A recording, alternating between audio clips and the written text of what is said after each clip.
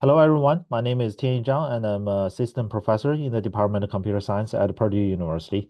I'm also the lead PI of the SecureChain Knowledge Graph from the NSF Proto-OKN project. In today's talk, I will demonstrate how we could use the knowledge graphs from Proto-OKN to secure scientific software and research infrastructures. This demo is co-developed by the SecureChain team and the ClimatePub4KG team from Proto-OKN. The motivation behind this demonstration is that universities and research institutions are increasingly targeted by cyber attacks. For example, in November 2023, Idaho National Lab experienced a data breach in which employee data was leaked online. And know that Idaho National Lab has been doing highly critical nuclear research. This data leakage has posed a significant threat to national security. More recently, Columbia University's IT system was hacked, and the sensitive information related to employees, students, applicants are stolen. And in the MOVEit data breach, a quarter of the victims are universities and colleges. Why are they becoming the favorable target for cyber attackers? Well, there are many reasons. One is that compared with private companies, research organizations are often stuck with limited resources and outdated cybersecurity methods. And scientists often shy away from complex cybersecurity practices that seem to do nothing but hinder their research goals. And also, many scientific computing software and infrastructures are built on open source software, which is known to have many vulnerabilities. The security knowledge graph from Proto-OKN can help secure scientific software and research infrastructures by detecting hidden vulnerabilities in their software supply chains. SecureChain is a large knowledge graph that captures the entire network of existing software components available on the market, including their direct and indirect dependencies, and also the vulnerabilities associated with these components. When a new cyber incident occurs, we can quickly perform a whole graph analysis and model all the vulnerability propagation passes so we can make a comprehensive risk assessment and make an informed plan to contain and reduce the damage caused by these incidents. Now let's take a deeper look at SecureChain. SecureChain is built upon multiple authoritative and real-time data sources. This included the CVE list, the online project repository, software package, cybersecurity adversaries from federal agencies, and the cybersecurity news articles. And currently, SecureChain tracks over 12 million software components, 461 million dependencies, and 259,000 vulnerabilities across 7 popular programming languages. In this demo, I want to show you how we could use SecureChain from NSF Proto-OKN to detect hidden vulnerabilities in climate research software. And the reason we picked climate research is as a use case is that climate research is highly computational, and climate researchers need to install and use many different kinds of software like simulators and statistical models to do research. And another reason is that Proto-OKN includes a knowledge graph for climate research. And this knowledge graph provides us a very good entry point for us to reason about climate models. And let me briefly talk about ClimatePub4KG. So ClimatePub4KG is a knowledge graph that tracks datasets, models, experiments, etc. from climate research publications.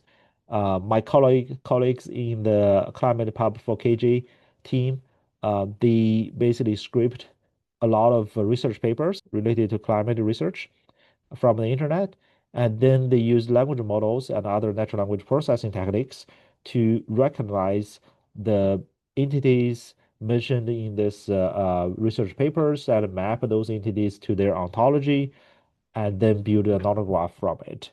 So now let's switch gears and I will give you a few live demonstration on how to query the knowledge graph to answer some security related questions. And we will start with this first question, which climate models have the most vulnerable dependencies and the highest number of vulnerabilities? And you can see that I have the query, type it in here.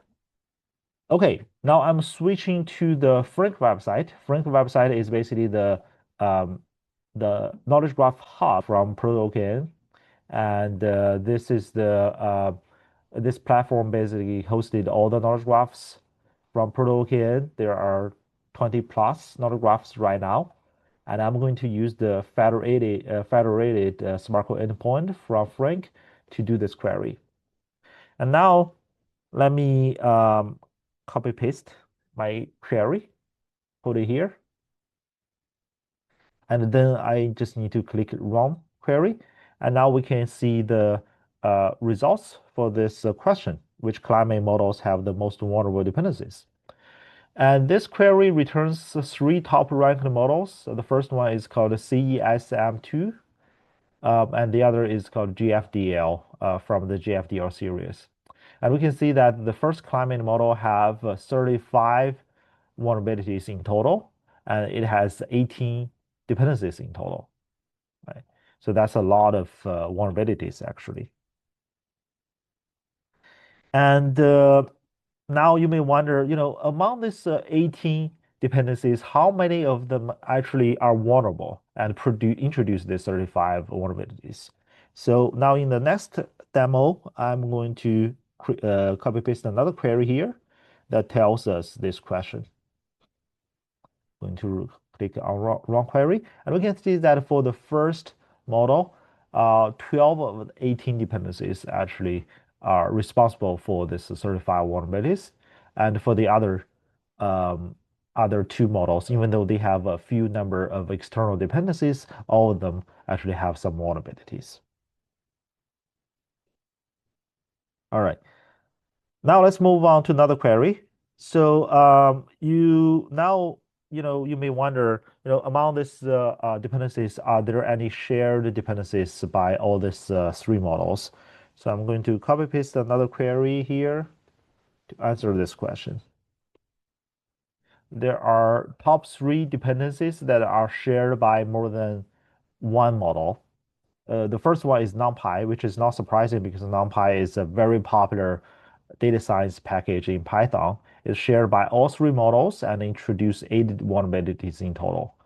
Now let's dig into one specific model and figure out, what are the dependencies introduced by this model and how safe they are. So in this query, I'm basically using the CESM2 as the target model, and the query results shows all the dependencies that that this model depends on, and we can see the most vulnerable dependency is NumPy, and the second most vulnerable dependency is Torch. And you can also compare two models, figure out how many dependencies they introduce. So here I'm basically comparing the GFDL CM4 model and the GFDL ESM4 model. And we can see that these two models actually share two dependencies, and these two shared dependency is reasonable are responsible for 11 vulnerabilities, and there is one unique vulnerability dependency from the second ESM4 model. Okay.